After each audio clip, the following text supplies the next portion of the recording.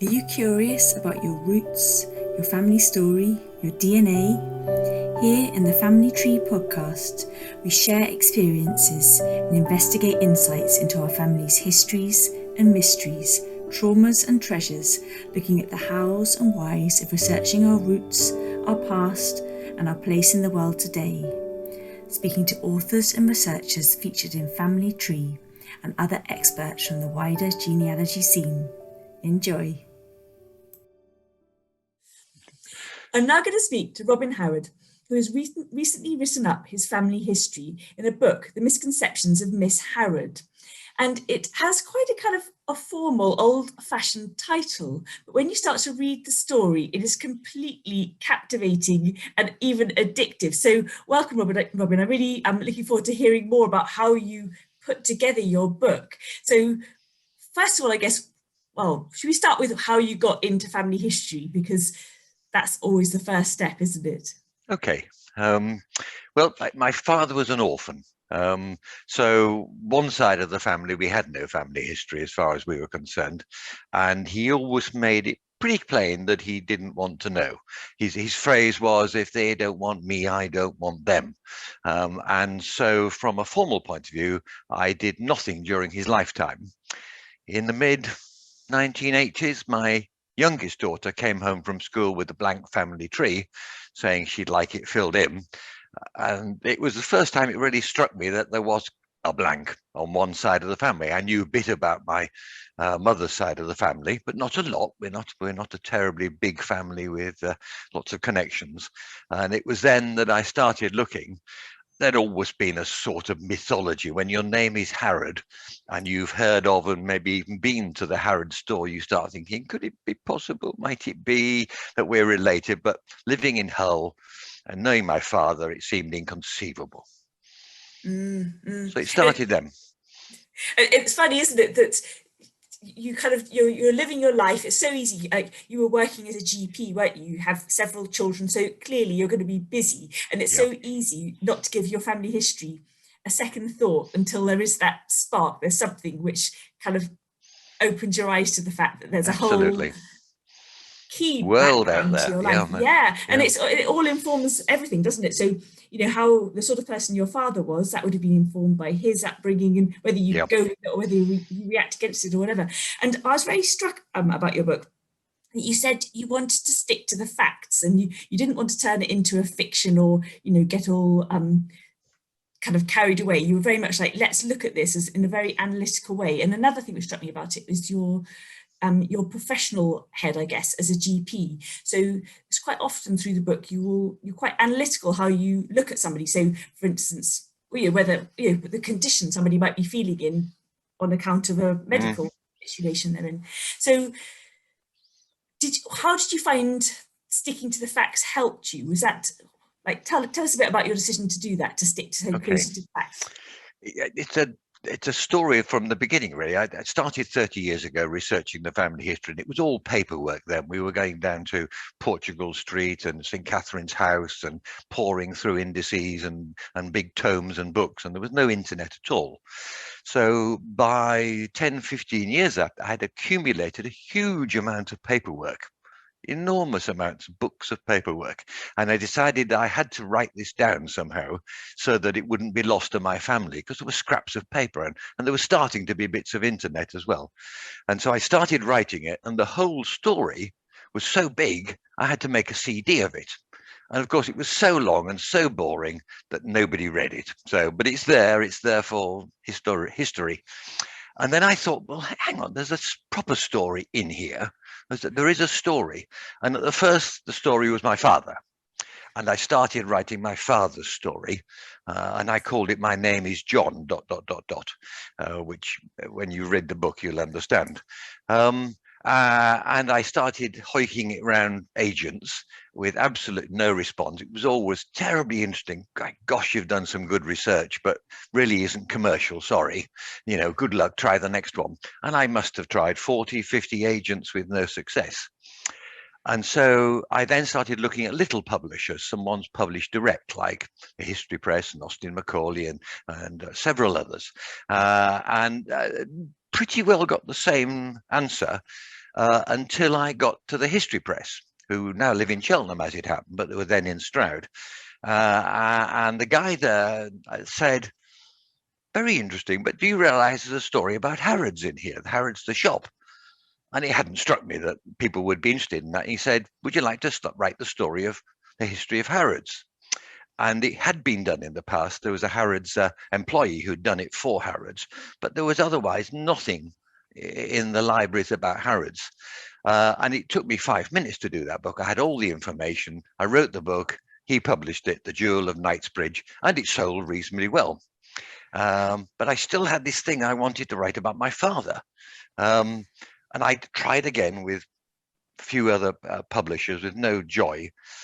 And I thought, I've got to change this somehow. I've got to change it round. And I realized that, in fact, the more interesting point for this was my grandmother.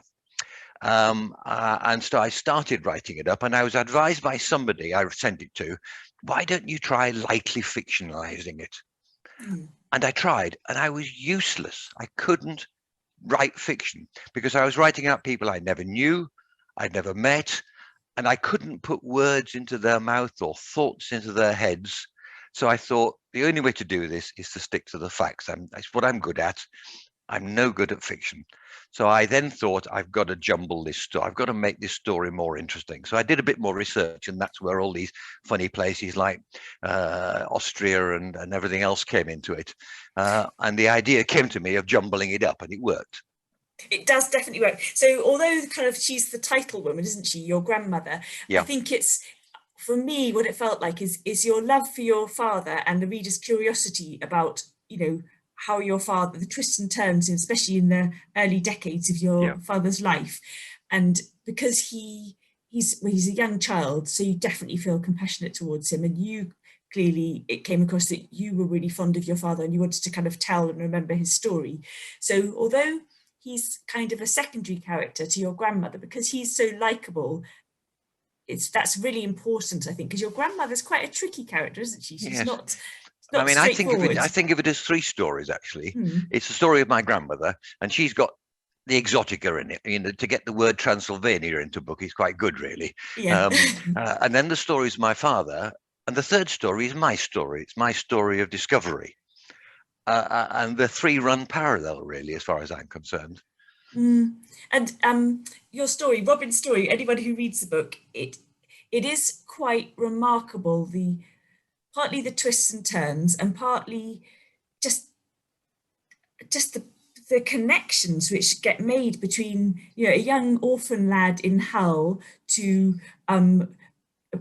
miscellaneous or slightly mystery members of the aristocracy in Vienna, to Nazis, to the Harrods family. It's just extraordinary. And the orphan lad in Hull, who is or was Robin's father, he wasn't brought up, it wasn't like a salubrious orphan lad, it was a pretty ordinary kind of regular, well, it wasn't a regular household, but it was on a economic level, it's pretty ordinary. So to have those kind of international connections is strange. It was odd, yes. There's an awful lot of serendipity in research. I mean, there's a lot of hard work, but coincidences are amazing. The number of coincidences that have produced information, just because you nag away at things, eventually you find some coincidences that produce information for you. For me, because your story has such, I don't want to give everything away, but because it has such remarkable twists and turns in it, I found it, I guess I can't think of a better word than comforting, but as a kind of fellow family historian, I loved the fact how fact-based you were and how clearly you'd done such a lot of research, because if someone had written the story more lightly or without all that evidence, your first instinct as a reader would be to question the strange things which do, the strange, strange connections or the strange possibilities or occurrences. So it is kind of having that validity to it, or, you know, the research provides a huge amount of validity. Yeah, it's really well done. As they say, facts are sometimes stranger than fiction. They definitely are, yeah. So obviously it's quite hard to get conclusive proof on some things. So how do you kind of feel your way in the dark when you're trying to piece it together and you've got some things which seem highly likely, and as a reader I would agree with the conclusions you made. How do you work through that? family history is like that, as you know, and I think anybody who researches family history knows you will never find everything out. It's a continuous process. I still go back now after 35 years and re-put in the name Harrod into a search engine because you don't know what else is going to turn up. There is someone somewhere who's added a new index or added something. And so it's a continuous process. And you come across loose ends, and I've come across quite a lot of loose ends that I can't finish the story. But in my head, I'm going to one day, and I'm going to keep nagging away until I find something, or somebody else will, or hopefully one of my daughters will get the bit between their teeth and do it. But it's out there somewhere, like some of the odd parts of the story. Until you start looking, you don't realize that you can find records in a place like Transylvania. There are records online. It's amazing. And then you find someone who can actually translate it because it's an odd language, and you find someone to do the work for you. You've just got to leave those open-ended, not try and invent anything, and move on. And I think also near the end of the book, I guess you would call him either your uncle or potentially your half uncle, Yeah. who is potentially has descendants somewhere out in Whatever he is, yes. Yeah. Yes, he's a big loose end because, interestingly, his daughter, who's in the States, is convinced that all the DNA tests are wrong, and they were actually cousins. I can't go along with that; it's not true. And I know I've invented some mysterious sort of Prince and the Pauper sort of story, but it's the only logical conclusion I've come to about that. I still think of him as my uncle, although he isn't genetically. But somewhere there was a man out there with the name of Harrod who was my uncle, and I don't know what's happened to him. And I probably will never find out. Unless you have a bit more serendipity and the right people Absolutely. take a DNA test. Yeah. So I was wondering where you're going to take this next. So we've got the book. I'll just hold it up. So the book is available in a print edition, and it's also available as Kindle, isn't it? Yeah, that's correct.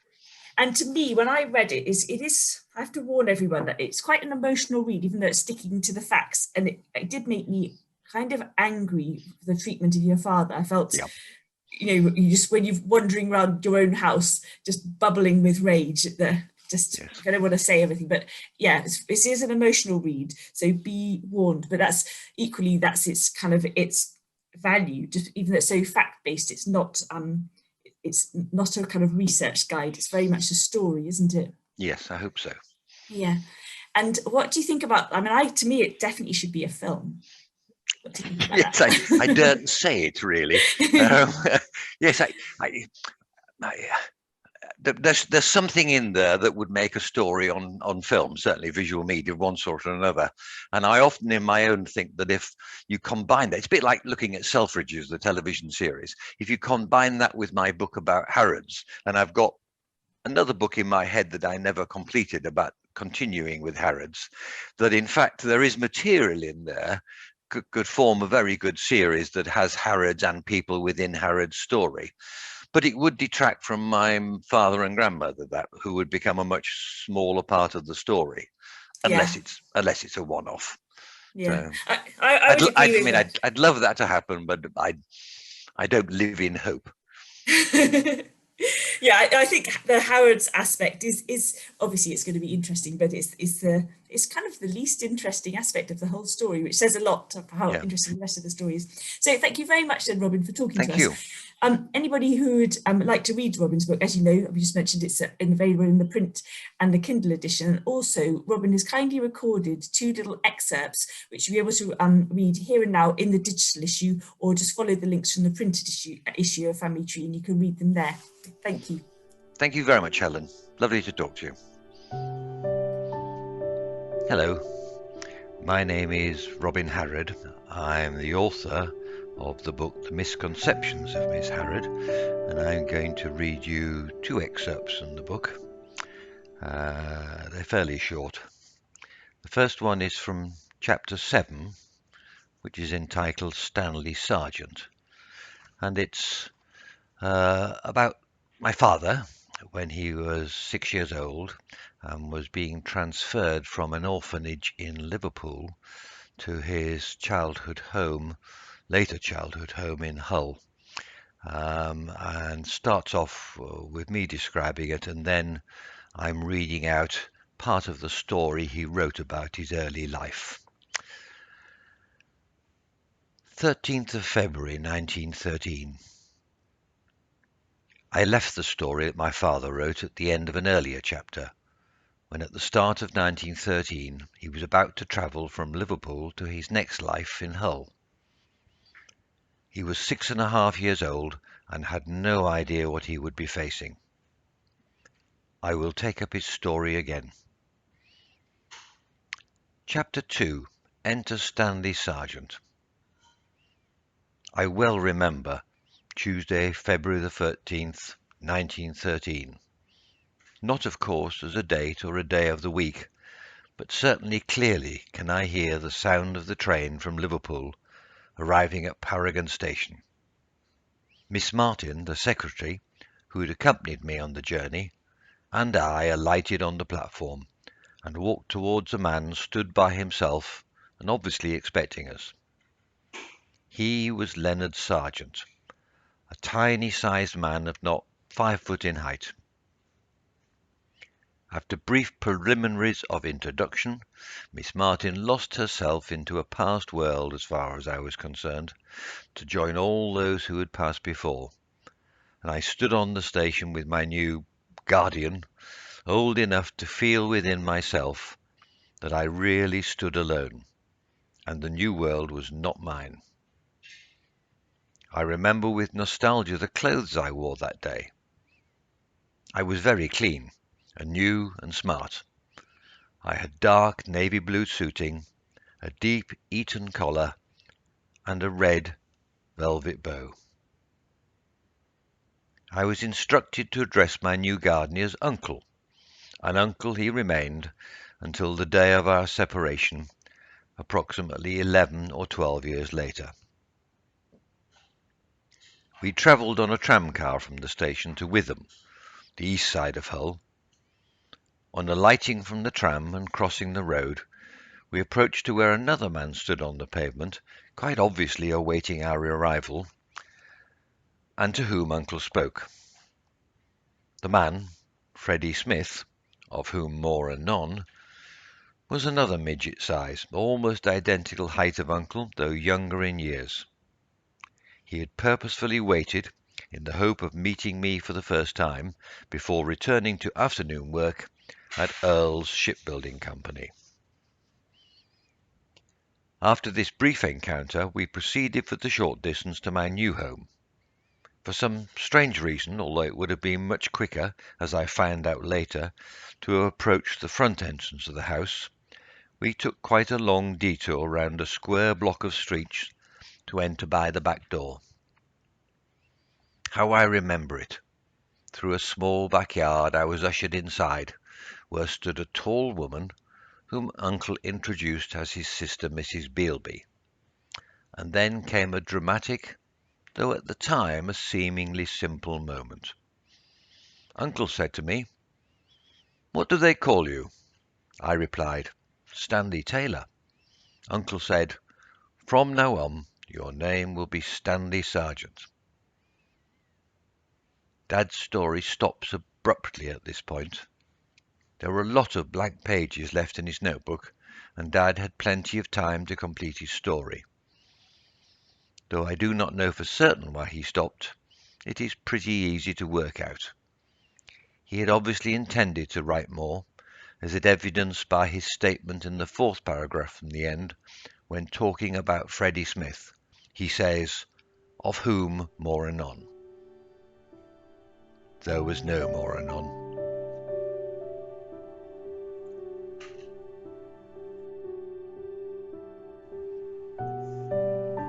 The second excerpt from the book is the beginning of chapter 14, Beatrice Martha. It's about my grandmother, Beatrice Martha, who was leaving London to travel to Calcutta. 12th of October 1910. On Wednesday the 12th of October 1910, 10 months after giving birth to her second child in Vienna, Beatrice Martha was in London. She boarded a P&O ship, the SS Caledonia, bound for India. She was travelling alone. There were 291 other passengers on board, 243 of them bound for Calcutta. The boat was by no means crowded. It could carry 800 passengers, but she was fortunate to have the means to be able to travel first class. For this journey, there were almost more crew than passengers. The Caledonia was a twin-funnelled steamship which had been built in Greenock in 1894. When launched, she was the largest ship in the Peninsular and Oriental Steam Navigation Company fleet. She carried the UK mail service to India and in 1907 had broken the London to Calcutta speed record. The boat set sail the next day for Calcutta, a journey of about 40 days. It would have been a very exciting journey were it not for the import of her impending daunting task in India. She was due to arrive in Calcutta on about the 22nd of November. Most of the passengers were going all the way to Calcutta, but some were disembarking in one of several stops made on the voyage. As they headed south, the passengers would have been thinking about the potentially difficult journey through the Bay of Biscay, but they were lucky as the weather was kind. They were more fortunate than they might have realized at the time. The SS Abhona, a new boat sailing without passengers from Plymouth to India a few days later, was caught in a storm and sank with the loss of all on board. As the journey progressed, the warmth of the Mediterranean would have been very welcome after the chilling October Atlantic weather, and they docked at Marseille to disembark some passengers and pick up others who travelled through France rather than endure the journey through the Bay of Biscay. The passage continued eastwards through the Mediterranean to the next port of call, Port Said in northern Egypt. It was a crowded, bustling and very smelly city. The excitement of passage through the Suez Canal would follow. This brilliant engineering achievement, completed 40 years earlier, revolutionized the journey to the east and made it both shorter and cheaper. What an experience this would have been for Beatrice and many of the others on board who were used only to European life. This would be their first taste of the exotic Middle East, with scenes straight from the Bible unfolding before their eyes. The next few days, sailing through the Red Sea, with Arabia on one side and Ethiopia and northeast Africa on the other, would lead into the Arabian Sea, west of the Indian subcontinent. The ship travelled on south to Colombo in Ceylon, Sri Lanka now, followed by the penultimate port of call, Tuticorin. This is a less well-known port of call, but was one of the oldest cities and most important ports in India. It was known as the Pearl City because of the local pearl fishing industry. Bridget was one of very few women travelling on her own, but her advanced age, then 33, would have made it more acceptable that she should travel without a chaperone. Some of the single women would actually have been travelling for the same reason as her, to go to India to seek a husband. They were known at the time as the fishing fleet. In contrast to Beatrice, who had a particular man in mind to catch, the fishing fleet were going to join relatives or friends already abroad, who would help match them to the many single British men in India, in the army, or working for the Indian civil service, or farming up country. They were lonely men, stranded in a social system where contact with eligible European women was extremely limited, and contact with local females would make them outcasts. At last, in mid-November, on a beautiful clear day, and with a modest temperature of 86 degrees Fahrenheit, 30 degrees centigrade, they arrived in Calcutta. Thankfully, it was the beginning of the cooler and drier season. The monsoons had just finished in October. All the talk and discussion on board about what to expect would not have prepared Beatrice for the teeming mass of people and activity that awaited her at the Chanpal Ghat on the Hooghly River. The noise, the clamour, and the smells would have been overwhelming, even for someone as well-travelled in Europe as Beatrice. Calcutta was a city of 1 million people, the commercial hub of imperial India, and until the following year, still its capital city. Her task in India was to find, pursue, woo and marry John Herbert Humble Crofts, known as Bertie. If you have ideas you'd like to hear on the Family Tree podcast or a story you'd like to share, please email editorial@family-tree.co.uk and we'd love to hear from you. The more, the merrier. Take care, everyone.